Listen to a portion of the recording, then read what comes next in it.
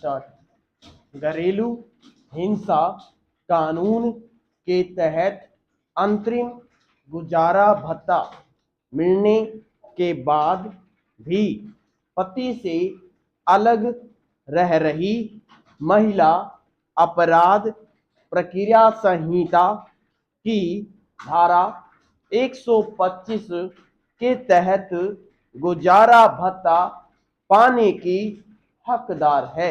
विराम। परिवार अदालत ने फैसला खारिज करते हुए हाई कोर्ट ने यह महत्वपूर्ण फैसला दिया है। उच्च न्यायालय के इस फैसले के बाद महिलाएं दोनों कानूनों के तहत गुजारा भत्ता पाने की हकदार होगी। न्यायालय ने कहा है कि घरेलू हिंसा एक्ट के तहत मिल रहा गुजारा भत्ता अदालत को सीआरपीसी की धारा 125 के तहत राहत पाने से वंचित नहीं करता। सुप्रीम कोर्ट 1975 में आपातकाल लगाने के फैसले को पूरी तरह असंवैधानिक घोषित करने की मांग वाली 94 वर्षीय बीरा सरीन की याचिका पर अगले हफ्ते सुनवाई करेगा।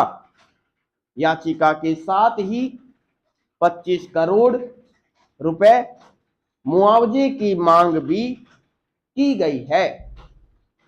जस्टिस संजय किशन, जस्टिस दिनेश माहेश्वरी और जस्टिस ऋषिकेश रॉय की पीठ के समक्ष यह याचिका सोमवार को सुनवाई के लिए आई। पीठ ने याचिका को देखा और अगली सुनवाई के लिए 14 दिसंबर की तारीख तय कर दी। याचिकाकर्ता बीरा सरीन ने दावा किया कि वह और उनके पति हिंसा के शिकार हुए थे।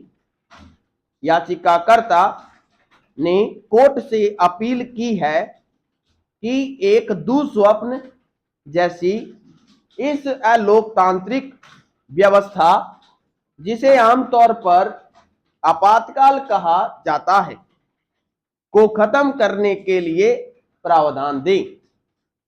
ऐसा देश के सर्वोच्च अदालत की एक रजामंदी और घोषणा से ही खत्म किया जा सकता है। उन्होंने आपातकाल को पूरी तरह असंवैधानिक करार देने की अपील की।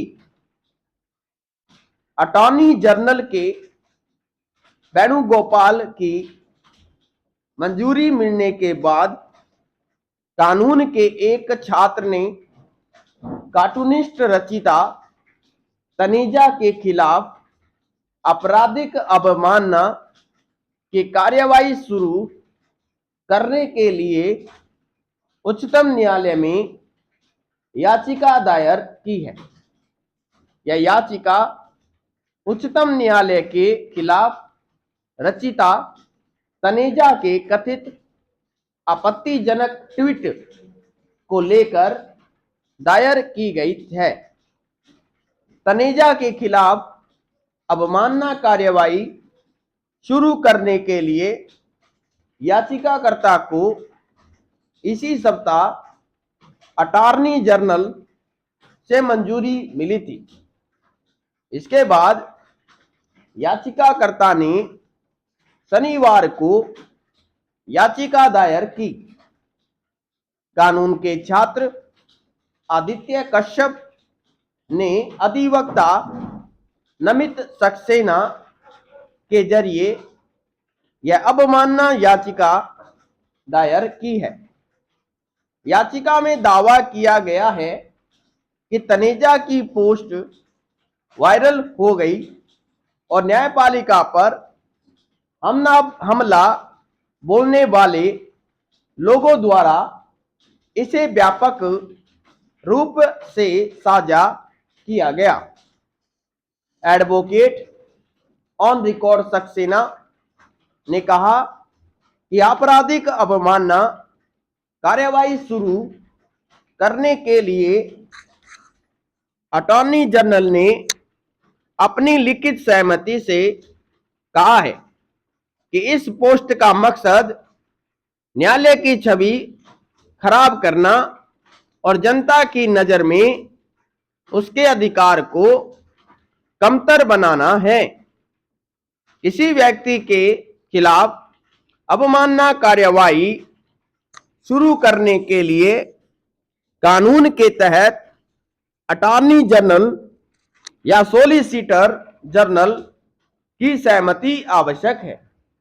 उच्चतम न्यायालय की आपराधिक अवमानना पर 2000 रुपए के जुर्माने और 6 महीने तक की कैद की सजा के प्रावधान है।